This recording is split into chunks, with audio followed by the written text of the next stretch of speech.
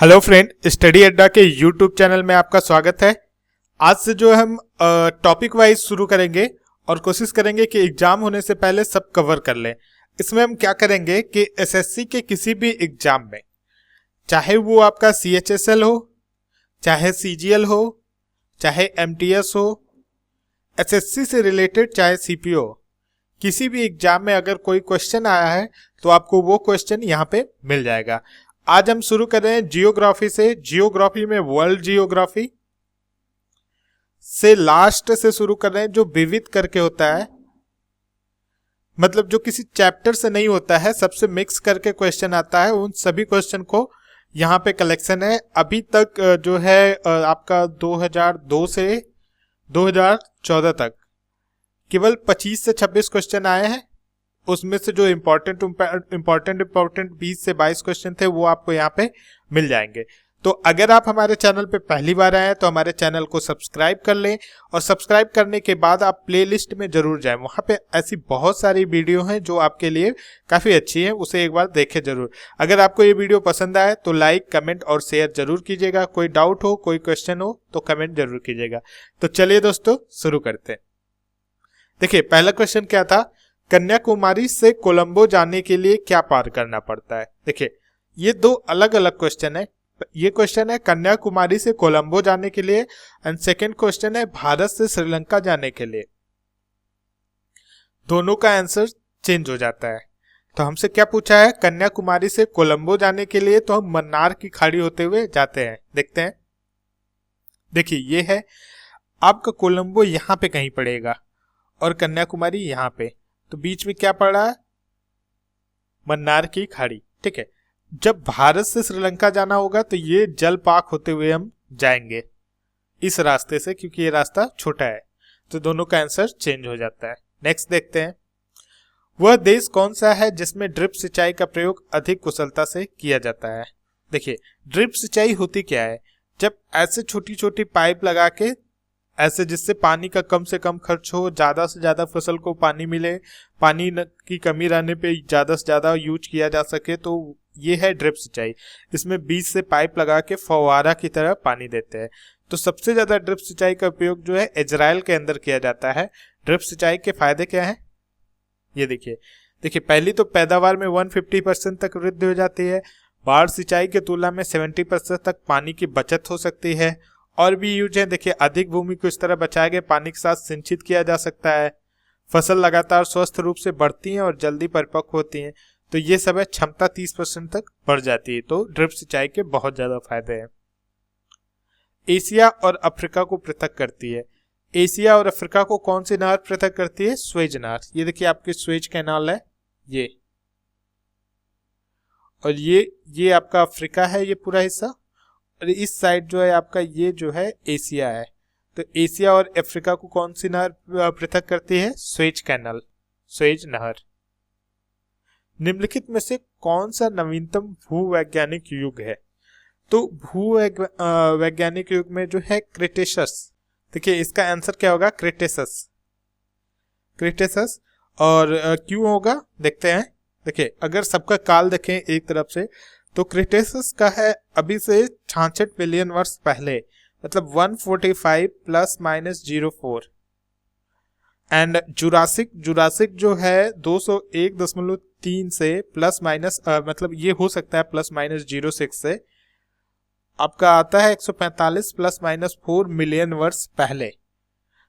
And Triassic आपका आएगा 252.2 ± 0.5 से 201.3 ± 02 वर्ष पहले।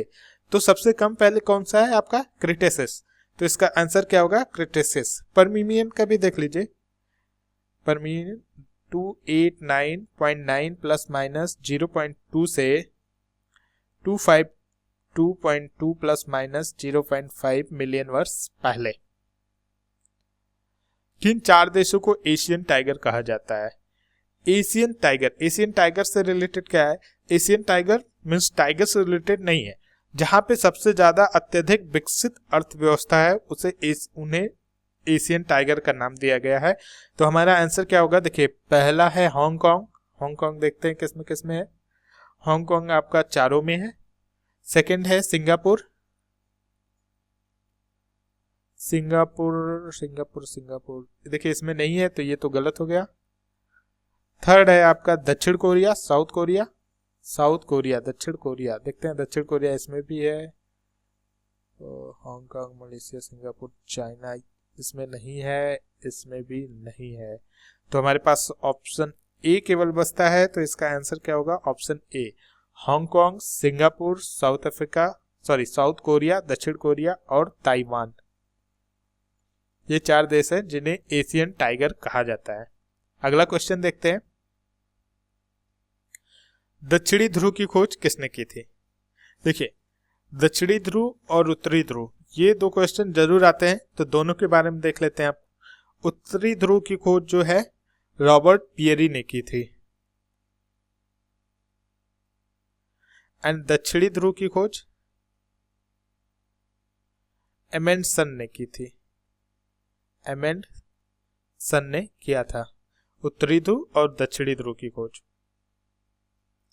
उत्तरी ध्रुव में भारत के अनुसंधान केंद्र का नाम है, उत्तरी ध्रुव में जो भारत का अनुसंधान केंद्र है उसका नाम क्या है? हिमाद्री।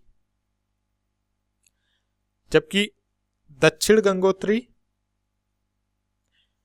मैत्री और एक और है भारती, ये तीनों अनुसंधान केंद्र आपके दक्षिणी ध्रुव पे है। तो ये याद कर लीजिएगा, इंपॉर्टेंट क्वेश्चन है। दक्षिणी ध्रुव पे कौन कौन सा अनुसंधान केंद्र है? दक्षिण गंगोत्री, मैत्री, भारती और हिमाद्री आपका जो है उत्तरी ध्रुव पे है। तो आंसर क्या होगा? हिमाद्री। देशों के निम्नलिखित सेट में से किसको गोल्डन कंसर्ट कहा जाता है? संसार में विशालतम अफीम उद्योग। ओके, देखिए गोल्डन कंसर्ट को स्वर्णिम अर्धचंद्र भी कहा जाता है, स्वर्णिम अर्धचंद्र। ये जो है आपका अफगानिस्तान, पाकिस्तान और ईरान, अफगानिस्तान, पाकिस्तान और ईरान के अंदर आता है। ये क्षेत्र अफीम के उत्पादन तथा अवैध व्यापार के लिए बहुत ज्यादा फेमस है। किस लिए? अफीम का उत्पादन और अवैध व्यापार के लिए। एक और नाम इसी तरह मिलता जुलता है, गोल्डन ट्रायंगल। ये जो है म्यांमार, लाओस और थाईलैंड को बोला जाता है। तो दोनों में अंतर है, आप देख लीजिएगा। Golden triangle Myanmar, Laos, Thailand को, और गोल्डन क्रिसेंट अफगानिस्तान, पाकिस्तान और ईरान को कहा जाता है। अंटार्कटिका के ऊपर ओजोन क्षेत्र का पता चला था। अंटार्कटिका के ऊपर ओजोन क्षेत्र का जो है 1985, आंसर बी होगा, 1985 में पता चला था। और इसका पता ब्रिटिश अंटार्कटिका सर्वे के वैज्ञानिक जो थे, एक थे फरमन, गार्डिनर एंड सेंकलिन, इन तीनों ने मिलकर पता लगाया था। विश्व में प्रदूषण का सबसे बड़ा स्रोत क्या है? देखिए बहुत अच्छा क्वेश्चन है, क्योंकि वहित मल और कचरा विश्व में प्रदूषण का सबसे बड़ा स्रोत है। ये जब नालियों के द्वारा पानी में जाते हैं और बहुत देर तक वहां पे रहते हैं, सड़ते हैं, तो ये जल से क्रिया करके अमोनिया बना लेते हैं, जो बहुत दूषित, वायु को बहुत ज्यादा दूषित करता है। तो ऑटोमोबाइल, रेचन, शंखनाशी, कीटनाशी ये सब नहीं, सबसे ज्यादा वहित मल और कचरा जो है विश्व में प्रदूषण का स्रोत है। पीसो, अब देखिए कुछ सिंपल क्वेश्चन है जिसको जल्दी जल्दी देख लेते हैं, ये सब आता ही है, इसका अलग से एक वीडियो बना देंगे। पीसो किस देश की मुद्रा है?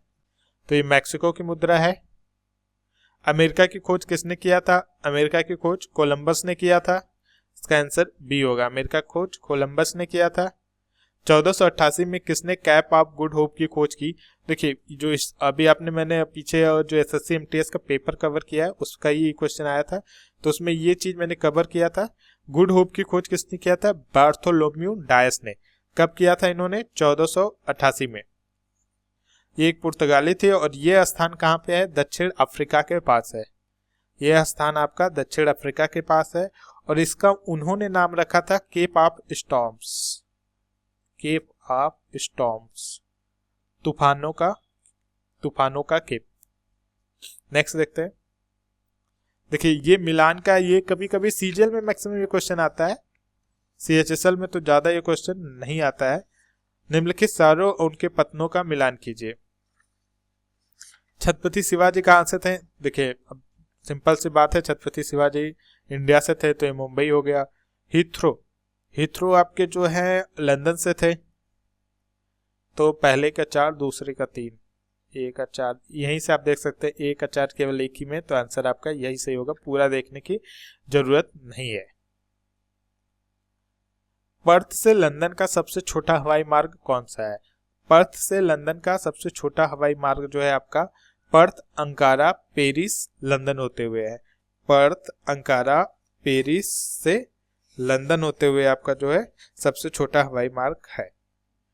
जलमंडल पृथ्वी का ऐसा क्षेत्र है जहां जीवन पाया जाता है, तो इसका आंसर क्या होगा? देखिए, जलमंडल में कहाँ कहाँ जीवन पाया जाता है? आपका जल मंडल में, स्थल मंडल में और समताप मंडल में भी पाया जाता है। तो सॉरी, समताप मंडल में नहीं पाया जाता, क्षोभ मंडल के अंदर भी पाया जाता है। तो आपका आंसर क्या हो जाएगा? 1, 2 एंड 4।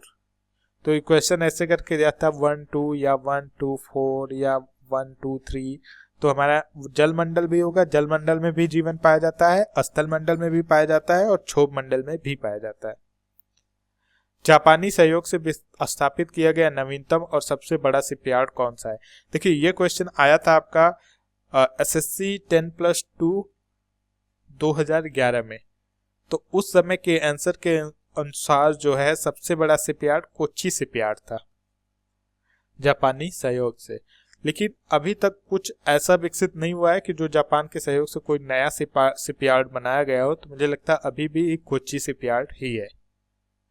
टेरा रोसा एक लैटिन शब्द है जिसका अर्थ है, देखिए टेरा रोसा का अर्थ है आपका, जिसका अर्थ लाल भूभाग क्षेत्र, लाल भूभाग क्षेत्र।